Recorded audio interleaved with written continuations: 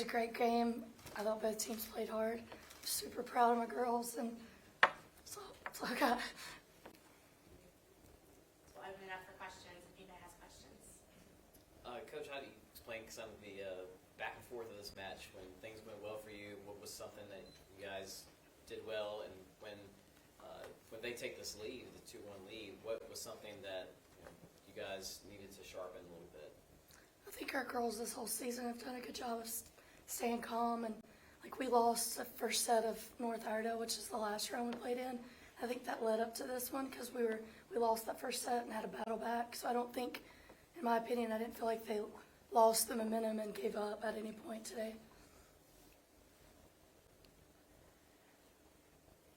For any of the players, what was something that you were telling one another when you were down 2-1 in the first 3 sets? That we had to keep our head up. We couldn't let down, and whether we were down or up, we just couldn't turn on each other. So we had to play as a team, and we had to make sure every point counted, regardless if it was a win or a lose.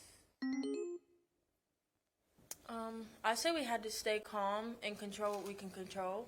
Like serving wise, I don't think we missed really any serves really. So I feel like we controlled that very well, and we eventually got our serve receive back together near the end. So I feel like that carried really a lot of the game. Yeah, I know for me, one of the things I found myself saying was just focus on the next point. I'd say, 1 more point or 2 more points. Just let's not think about who's going to win the set. Let's think about winning the next point. And that's what kind of made us inch our way to the win. The last 2 years, you guys have gotten deep into the playoffs, 4th round against championship caliber programs. Was there kind of the feeling that, even entering the match, much less when you find yourself down after 3 sets, that you've come too far? Like the journey is, you've been building to this, and that kind of helps push you guys across the finish line. Yeah. Yes. I think, like she said earlier, unity's been big for this team. Like they've really come together, stepped up, and they get along really well. Yeah. Getting past the 4th round was a big deal for us because for the past 2 years before this, that's whenever we got eliminated. And then we made it past the 5th round, and then we made it here, and it was just, this is our last game. 2 of us here for all of high school season ever. And it's just, you come so far, why not win? I feel like we've practiced every day of the week, and we've worked our butts off in practice. We've learned people's spots. We've watched film, all of that, and I feel like we definitely earned this win.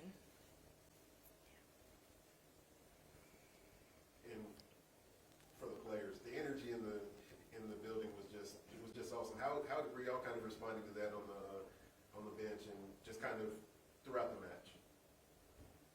We had to make sure that whether we messed up or not, we had to tell them that we had the next ball, next point, and just keep pushing even though they messed up the first part. So when you mess up one time, you are not guaranteed the next mess up. So.